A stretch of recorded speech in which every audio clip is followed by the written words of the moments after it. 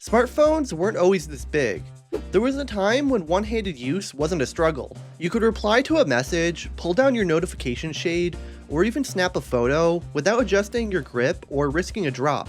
It was seamless, natural, and expected.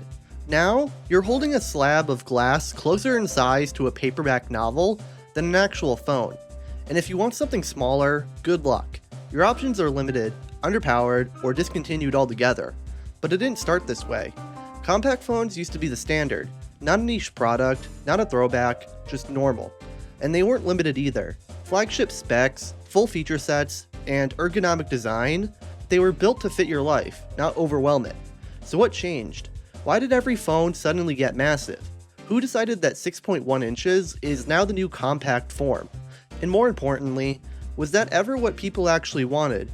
This shift didn't happen overnight, but it did happen. And to understand why, we need to rewind. Back then, you didn't need to search forums or filter spec sheets just to find a phone that fit in your hand. A 4.7-inch screen wasn't some rare convenience, it was the baseline.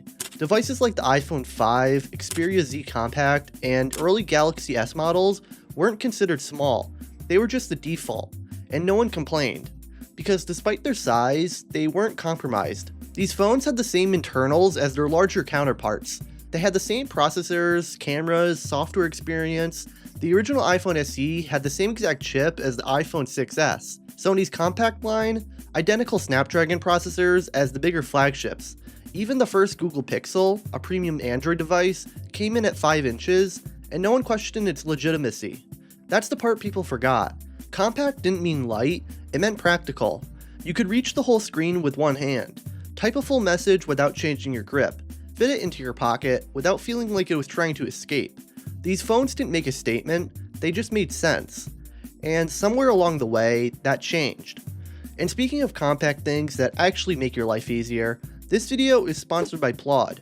A lot of people struggle with capturing ideas in the moment, scrambling after calls to jot things down, or forgetting key points from meetings entirely. Phone notes get messy, scattered, or ignored.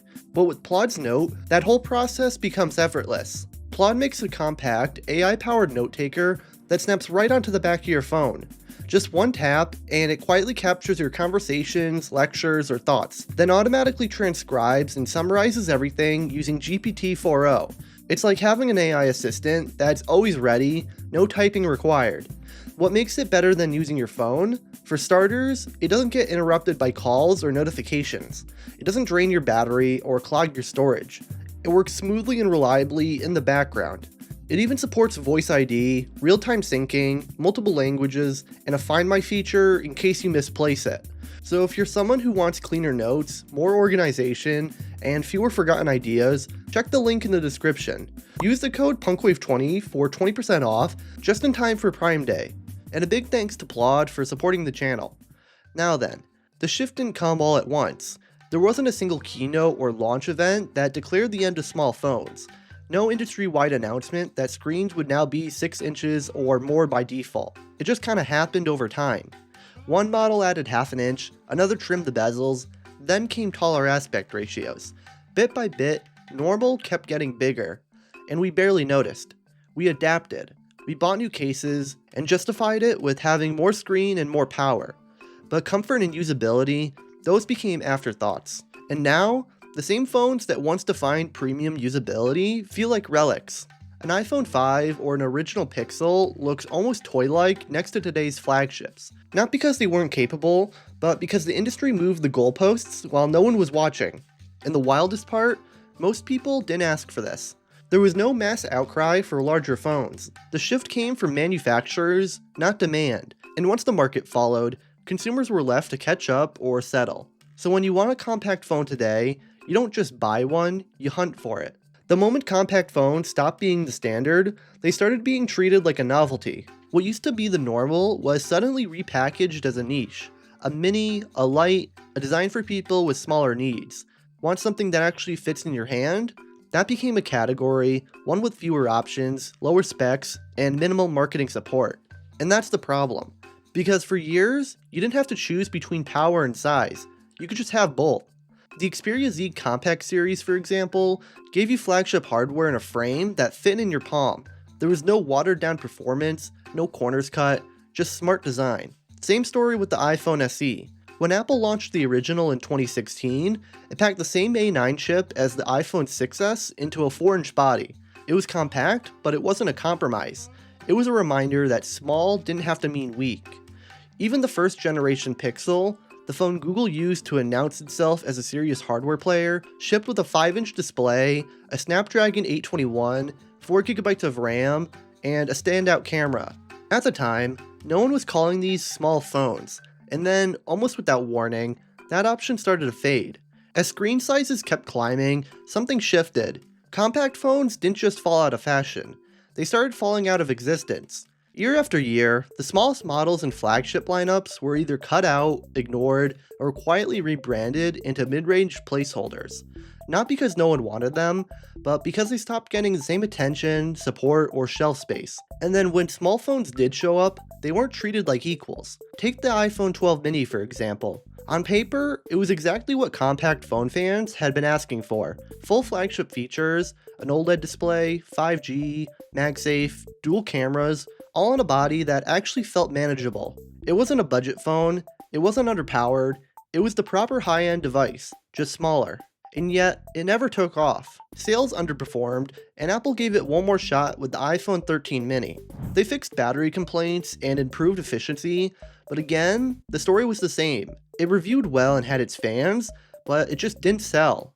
Not because people didn't like it, but because it wasn't the first choice. It was the fallback, the if you want something really small option. The one you recommended to your parents, not the one most people actually bought. And in the smartphone world, that matters. The truth is, compact phones didn't disappear just because of consumer preference. They disappeared because of business. Bigger phones are just easier to sell. They look more impressive on the display table, they justify higher price tags, and more importantly, they offer more room for upsell features, larger batteries, extra cameras, better thermal management, and bigger margins. From a manufacturer's perspective, it's simple math. Take the $429 iPhone SE.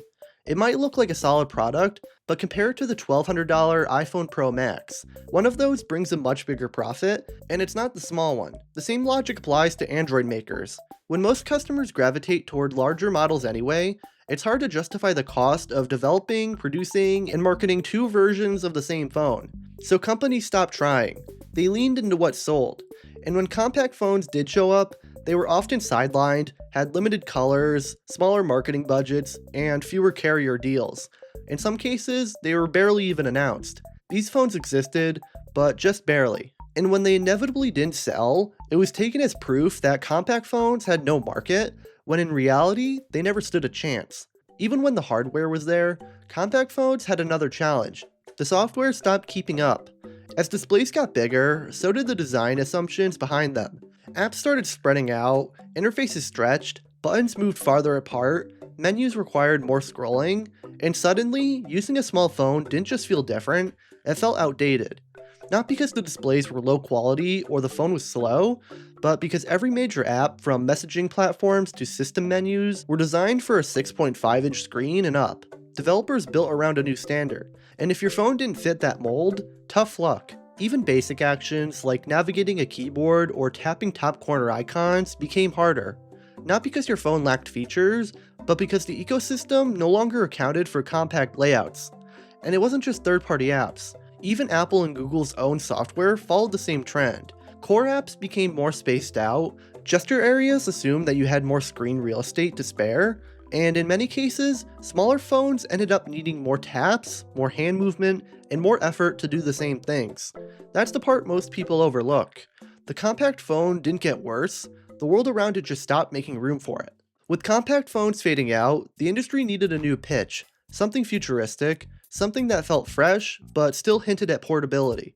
That's where foldables came in. The Galaxy Z Flip, the Motorola Razr, these weren't just phones, they were statements.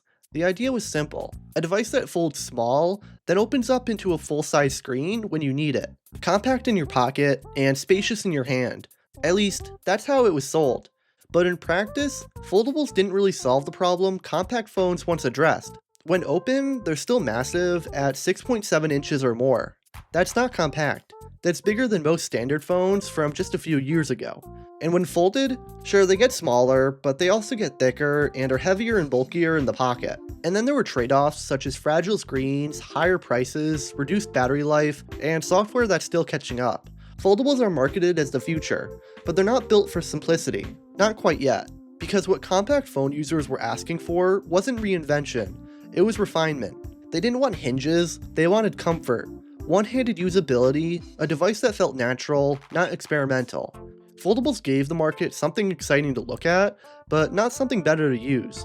Today, compact phones aren't gone, but they've been pushed to the edges. The Galaxy S25 is about as small as mainstream flagships get. And even then, it has a 6.2-inch display. That used to be considered plus size, now it's the compact option. Then there's the Zenfone 10.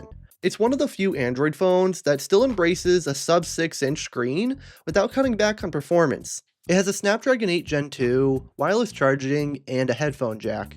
It checks nearly every box. And it proves something important. The demand hasn't disappeared, it's just quieter now. Sony's another outlier. The Xperia line never got the spotlight, but it never fully went away either. If you're willing to search through spec sheets and shop internationally, you can still find models built for smaller hands and devices that prioritize usability over screen-to-body ratios. But that's the catch. You have to go looking for them. They're not on billboards, they're not stocked in every carrier store, and they're rarely the ones reviewers spend more than a few minutes on. They've gone from being the default to being a specialty. And yet, the interest hasn't vanished. Scroll through Reddit threads, YouTube comments, or anywhere else, and you'll still find people asking for something smaller, something simpler, something that fits. They were about feel, about balance, about a phone that worked with you, not against your hand, your pocket, or your daily routine. For years, this wasn't a preference, it was the standard. And the only reason it changed was because the industry shifted slowly and quietly toward what was easier to market, not necessarily what was better to use. But trends don't last forever. Phones didn't start big, they got big gradually, which means the reverse can happen too. Because if there's one thing the smartphone market has shown us, it's that demand can resurface, especially when people realize what they've lost. The rise of foldables showed that people are still hungry for innovation, but it also proved that novelty alone isn't enough. And for all the hype around ultra displays and periscope lenses, there's still a portion of users that just want a phone that fits in their hand and doesn't ask for compromises. If someone gets it right, if a company releases a compact phone that's powerful, well-designed, and priced to move, it could be more than a niche. It could reset expectations, because this isn't about nostalgia, it's about practicality. And compact phones still make sense.